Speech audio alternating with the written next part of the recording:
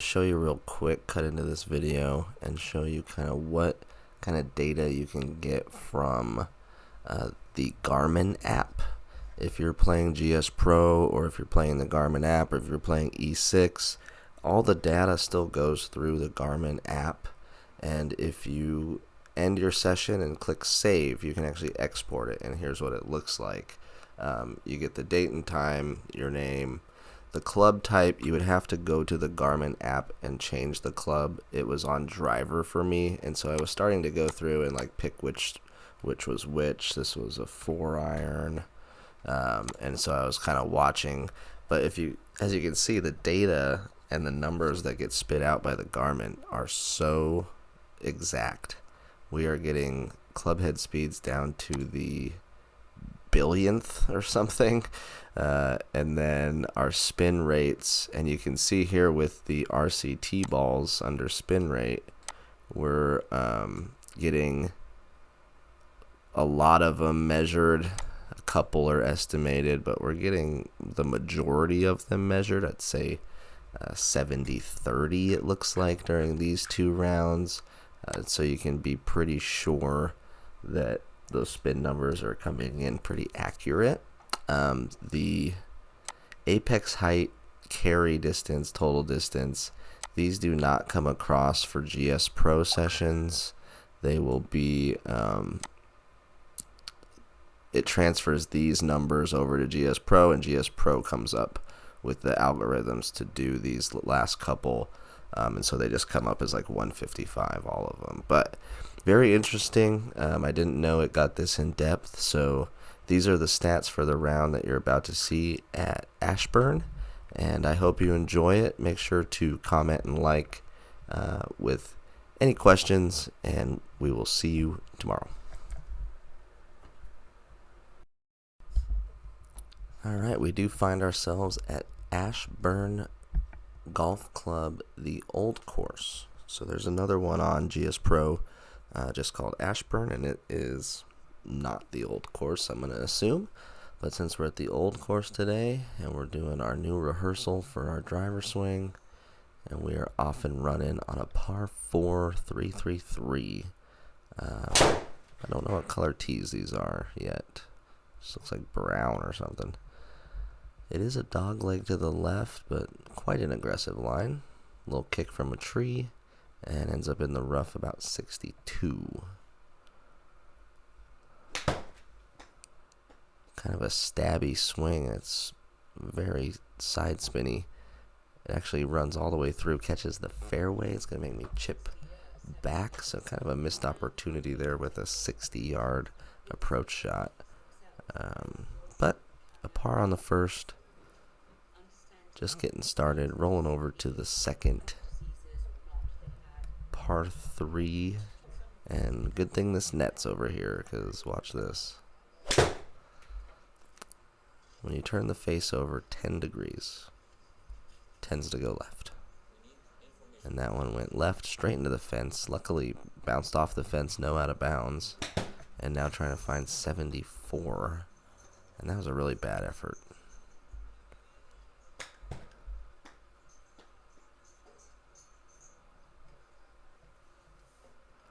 And another bad effort, so immediately a double bogey on a par 3. Not how you want to start. A short par 4 follows that. I will say Ashburn, the old course, has some unique values to it, but it looks pretty straight back and forth with the holes kind of zigzagging. One tee to one green to one tee box, one green to one tee box, kind of around in a circle. And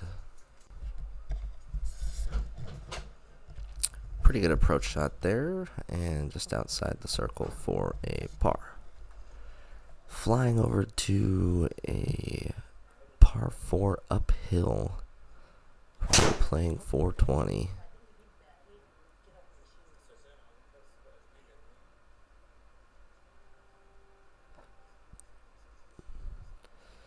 Drive just finds the fairway, 162 remaining.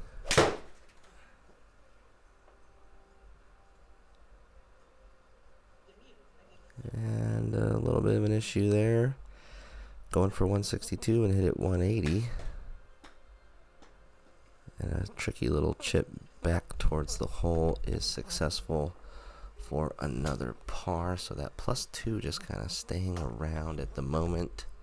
Flying over, doing a spin, going to 5. Another par 3, 177.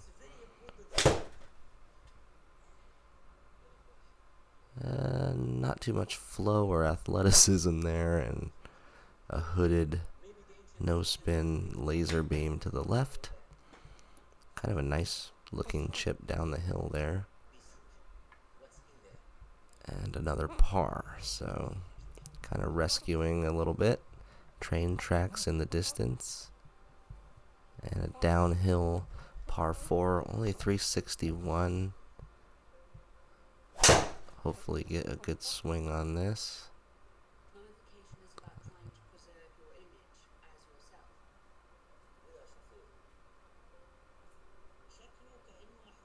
And 102 left, but from the rough. Water in the way. Didn't hit that one very good. Luckily sneaks into the par circle because that kind of was shanky by the spin numbers. 2,500 to the right doesn't seem very productive. Another long par 3, 186.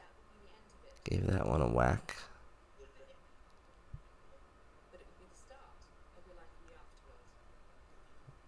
And was in the par for just a minute. And then rolled out. Bull crap. Punished for a good shot there, but another par 3 coming up, 150. Straight away, looks like a tough one. Pin right in front. Pretty sure I took like a 9-iron. It was like, I can get it there. And then ended up going past the pin.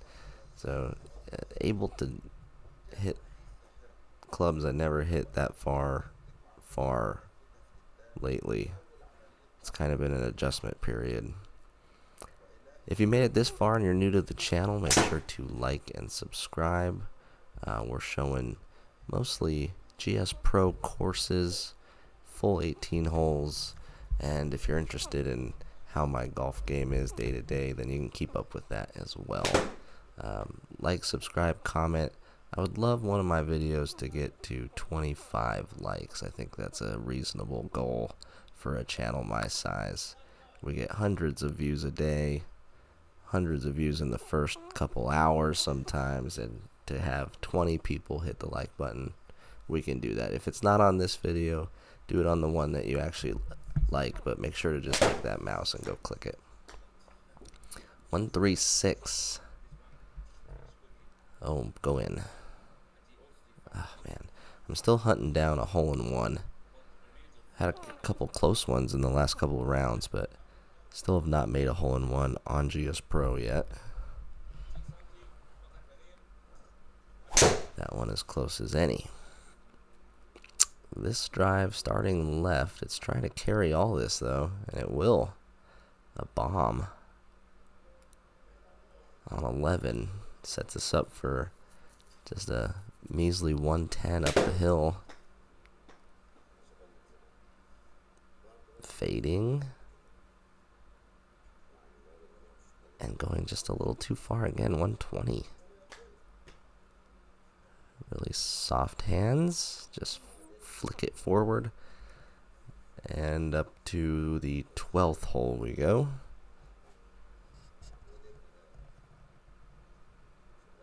Little dogleg right, par 4, 366. The whole course is basically on a hill. You're either going uphill or downhill. Haven't seen a whole lot of flat lies. Looked like pretty good contact there, just way left. And then trying to go up over this first tree. Making it. Good swing. Oh, just a little right. That would have been perfect. Gotta have another chip to try and save something here. And it holds up and sits as well. Another par. Headed over to 13, a short par 4. Kind of a small landing area though, between two water. Let's see what we can do here. Looks like it's threading the needle.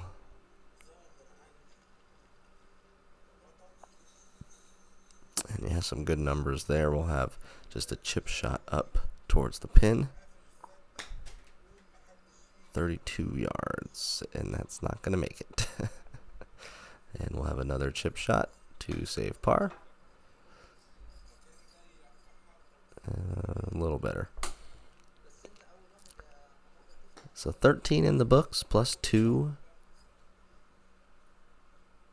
Ashburn Old Course. I'm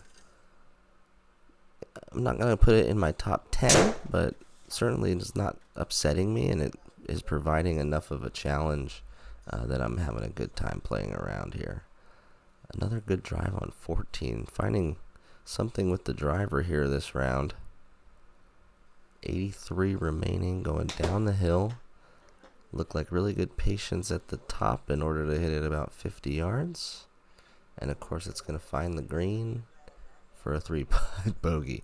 So just like everyone does, you hit that great drive, you walk up to it, and then you screw up the next shot. 143 on this par 3, 15th. I was trying to play a draw in there. It is not going left though.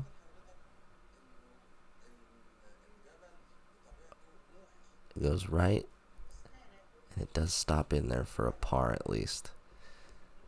15 out of the way, 16 upcoming. A really looks like a never-ending par 5 here, but it's only 505, so if we keep driving the ball like we have been, we're going to be okay on this one. Squirting a little to the right, little spinny.